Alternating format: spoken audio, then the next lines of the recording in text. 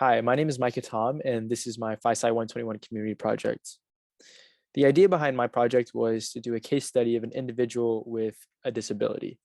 In this case, I chose Stevie Petros, who is actually a friend of mine from a few years back. So just a little background on Stevie is that he was born addicted to methamphetamines. He was diagnosed with autism at age 2. He was also diagnosed with focal emotional seizures with anger.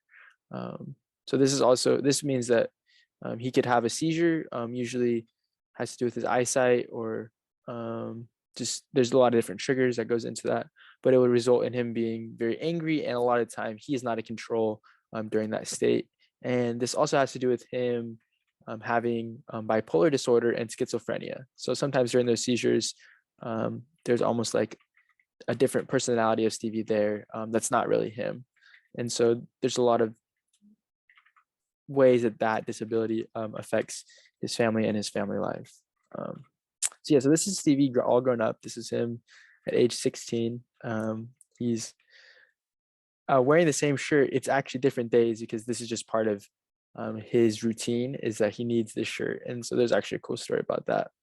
But I had the privilege of meeting Stevie in summer of 2019 at a summer camp called Camp Attitude for special needs kids. It's in Foster, Oregon. And in this camp, I got to volunteer and get paired up with Stevie. So this is us at the camp. I'm wearing my yellow buddy shirt, and this is another buddy on the right here. And so, yeah, Stevie's a big kid, even 3 years ago. But this is where I really got to meet him, got to meet his family. This is his family here during a laser tag night. This is his dad, Peter, his mom, Angelina, and his sister, Mariana. And I got the privilege of interviewing his parents and just asking some questions regarding Stevie's autism and how his disability affects their family life and their lives as parents. So the purpose of my interview was, to really focus on this human experience of disability, specifically from the parents' perspective, and just getting an insight into how it is impacted, obviously Stevie's life, but also their lives as well. And so I just really wanted to capture this, and specifically outside of just the medical aspects of his autism, of his seizures, of his schizophrenia, and just really, really explore those characteristics. Something that I want to know is that when comparing Duchenne muscular dystrophy to autism, I know that the type of disability is a lot different. DMD is primarily a mobility and functionality disability that affects the muscles, and it breaks down the muscles and is really impairing movement. While autism has more cognitive complications that can also affect physical impairments. And so like the knowledge that we have of autism is a lot less clear when comparing it to DMD. But the main focus is really just to explore how disability in general affects family life, and just regardless of the type of disability, rather how overall we can get a picture of just disability in its core and how it's affecting the family. Yeah, so we're going to jump into the interview now. And again, this is Stevie's adoptive parents, Peter and Angelina, and the interview was conducted and recorded via Zoom.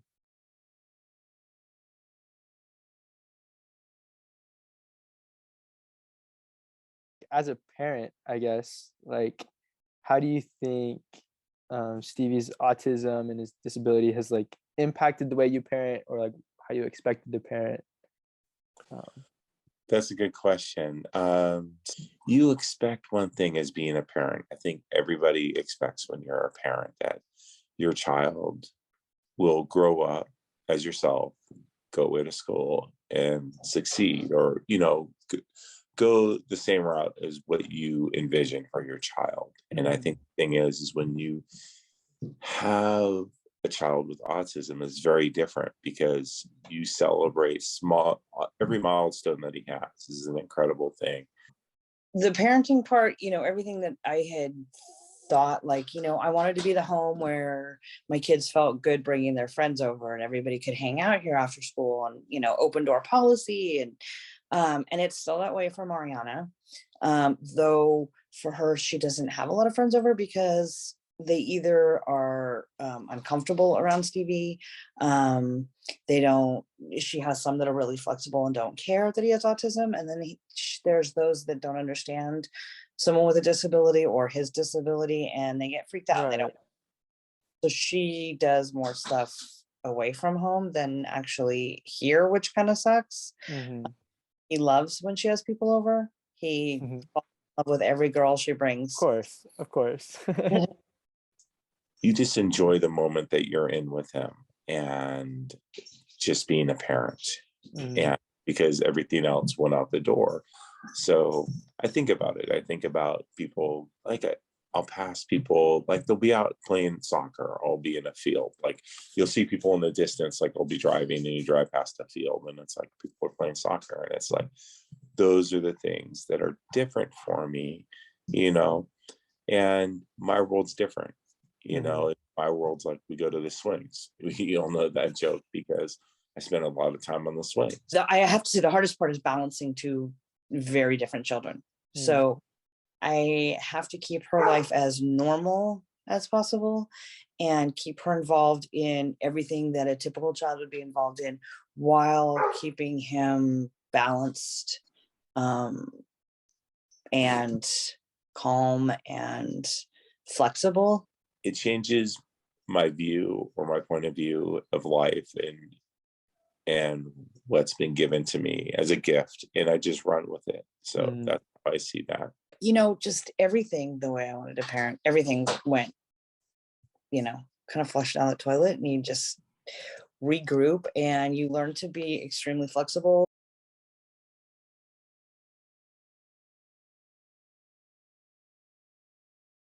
Like, what part of Stevie's autism and like disability is the hardest on you personally?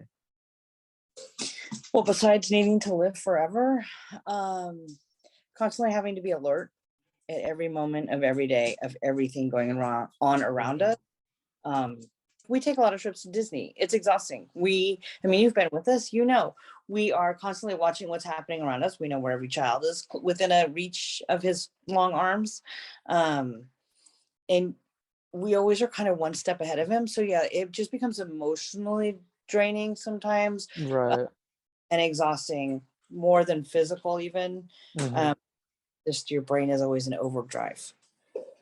I guess the worst thing for me is the hardest is when he has a seizure, because you see it coming and there's nothing you can do.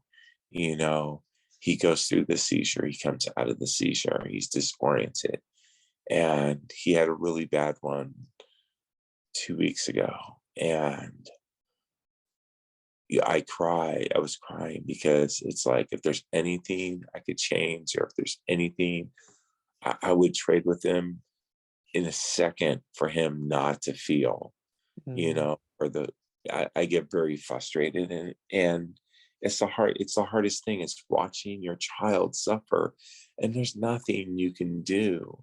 And that's actually, when I was thinking about it now, is actually the worst thing that can ever happen.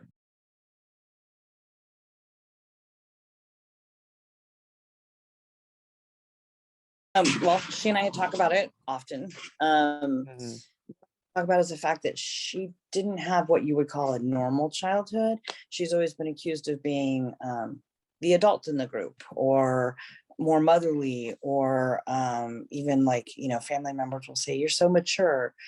But she's had to be mature because at a young age, she didn't have to. She kept an eye out for her brother escaping or doing something harmful. And that just became her life, to know that, and the seizures and the aspects and the whole health issue and everything that went along with him. And then there's that trying to have your typical childhood, but knowing that your parents are trying to balance out the other side too. She's really more mature than she should be. And I feel like she's got a lot, but I also feel like she's gained a lot because she has a whole different outlook on life than the typical teenager. You know, it's made her a stronger person in a lot of ways. Um, I think it's made her really know who she is, and it's also made her very accepting of people who are kind of on the outskirts.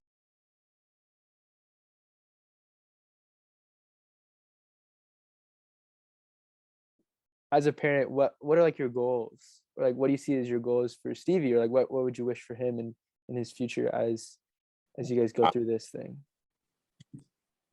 These are one of the this is a great conversation piece that Angelina and I talk about all the time. We'll go out on dates or date night. We get it once a week if we're lucky. We talk about that. We talk about the goal of what you want for Stevie. And part of it is like, where do we want Stevie? What do we hope for in Stevie's future? And I think for me, as he gets older, is being able to be self-sufficient, to be like 75% self-sufficient and the other 25% having guidance or having someone to participate who would be as a mentor. That's what you hope for. For his goals in life, I really we kind of hope that one day we'll be able to buy another house or let him set this house up as a home for autistic men and have somebody, a caretaker here, like one or two that, would shift off, get some grants for that and get that started, and then find a smaller house close by for us to live in.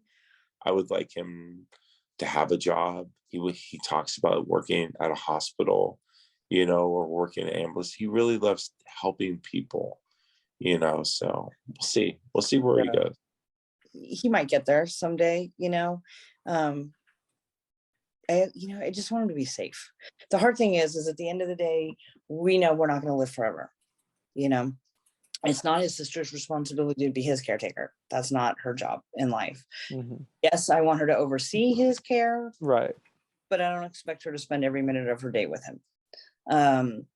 So yeah, it's hard because we know we're not going to live forever. We know we need to set him up with enough goals. Our biggest fear is that we're going to be gone and he's going to be abused or taken advantage of, end up in jail, end up homeless. I mean, all those things are real things that can happen to him. And let me tell you, those are the things that keep me up every day. So, and they go through my mind every single day. If something happened tomorrow, what would happen?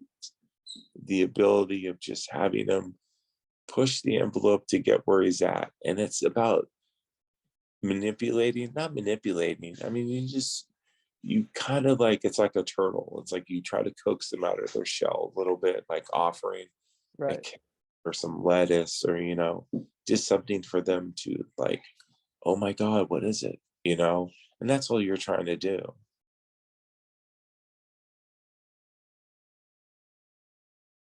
Some of my main takeaways from this interview was just how disability impacts the whole family. It impacts the parents, it impacts the sister, and it just can really affect how they go about their daily lives, as a lot of their life now revolves around Stevie and his disability. And they really emphasize this team effort, that all of them play a role in caring and supporting for him. And so I think this isn't just exclusive to autism as well. This can be applied to someone with any disability, and those sacrifices will always have to be made for someone who has a disability when caring for them. And so I also asked them a question of what would they tell the world in regards to their child with a disability, and they really just wanted to share that they want everyone to be treated with kindness. They want everyone to be treated equally, and it doesn't matter the disability. It doesn't matter what kind of disability, and that's something they've had to struggle through in public, with family, with friends, and so just this disability in their lives just impacts the way that their child is seen, and so they would just want to raise that standard. for all children with disabilities. Here are all of the questions that I asked in a full interview. So a lot more, I covered a lot more with them than the 3 questions that I chose to share with you guys in the condensed version. But again, there's just so much information, and they just really had a heart to share their experience as parents, and just the challenge that they go through, the joys that they get because of Stevie's disability. And now not everything is, you know, sad, and not everything is hard, but there's a lot of joy, and there's a lot of family time, and there's a lot of family bonding that goes on because of Stevie's disability, and they're so grateful for that as well. So special thanks to Stevie and his family. Thank you all for watching. And this is my community project for FISI 121.